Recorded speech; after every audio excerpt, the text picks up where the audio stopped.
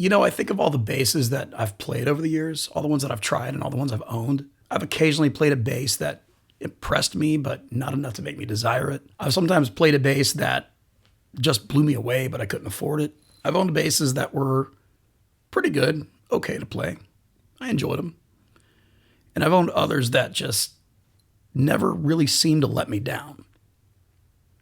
This bass is the latter, and I find that funny because it's kind of an affordable end instrument. I mean, Squier Affinity series. I mean, Affinity is one of the more affordable Squier series there are. But it's interesting how many times over the years I've turned to this Squier bass. So guys, my name is Rumblin Man. This is my YouTube channel. It's a channel for bass players and guitar players in which we look at gear. I welcome you. If you're not already subscribed to this channel, please do me a big favor and go on and click subscribe. I think you'll like the content that we come out with here. And if you're a return viewer, go on and click the thumbs up button. And I thank you in advance for doing so. You know, over a couple of years, there have actually been Squier basses that just blew me out of the ballpark, that just really, really impressed me. This Squier Affinity Series 5-string jazz bass, from the first time I plugged one up in a store, I was just impressed at how good it sounded for the price point and how good it played for the price point. I have had this bass now for nearly 10 years. My original review of it from the year 2013 is still here on YouTube, and you can click and you can see it. It is a very different me. And then also just recently, just a few videos back, I did a modern day reaction video to that old review, which is pretty funny. You can click and see that here on YouTube as well. And then today what we're doing is we're checking out the upgrades made by LowEndLobster. And in addition to linking up those two videos, I will thirdly link up LowEndLobster's recent YouTube video of doing these mods on this bass guitar.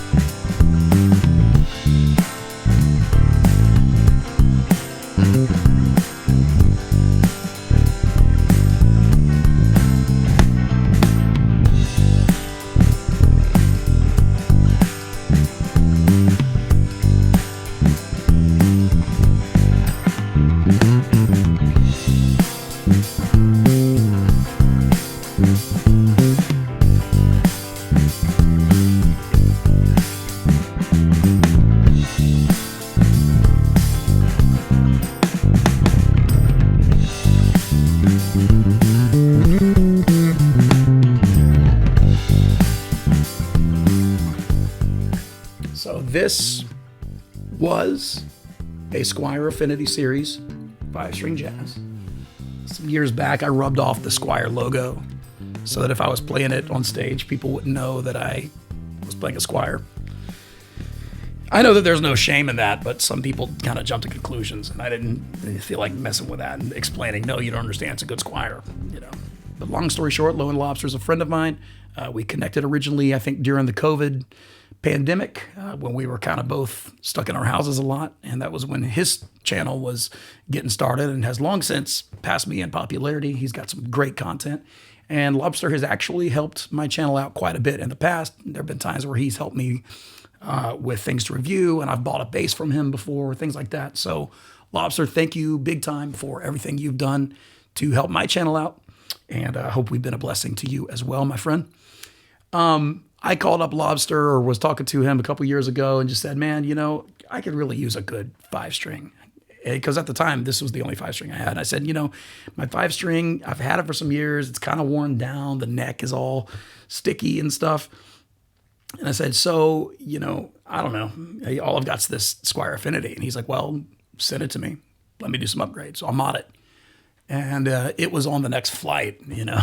It was in the next box I could find. I never really cared for the stock bridge on this bass. I always thought it was kind of a rattly bridge. I never really trusted in its stability. So Lobster upgraded the bridge. This is actually a Sire 5-string bridge that comes standard, I believe, on the Sire P10 models, which are some of the coolest basses in existence. So it's a trustworthy bridge. Lobster had these, I believe these are Fender pickups that he had, that he stuck in there. So upgraded pickups. The stock pickups, they sounded very good for the price point, but in the end, they were noisier than I like. And even if you check out the comparison video I did where I compared this bass to the Squier Classic Vibe 5-string 70s jazz bass, you could tell that the Classic Vibe just is heads and tails above it in sound. So we've got upgraded pickups, serious pickups, and then it was just a regular passive bass guitar and is now active. LowEndLobster put this Alder 4-band active preamp EQ on the bass.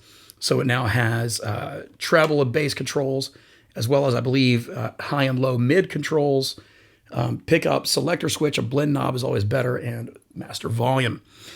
We actually have the same stock tuners on it. And, you know, I've never been crazy about them, but I think the reason Lobster left those on is because they're actually pretty decent tuners. I mean, they have, not all bass tuners do. They, you know, they've got the screws where you can tighten them or loosen them.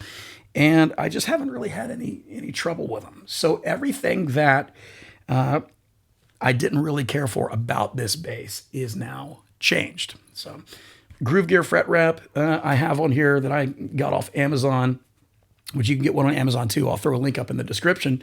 I really like these because they just, if you're slapping or playing something high up, they just kind of get rid of some of those undertones. And then string-wise, so when I got it back from Lobster, the neck was still pretty grimy and sweaty and just covered in gunk from years of playing.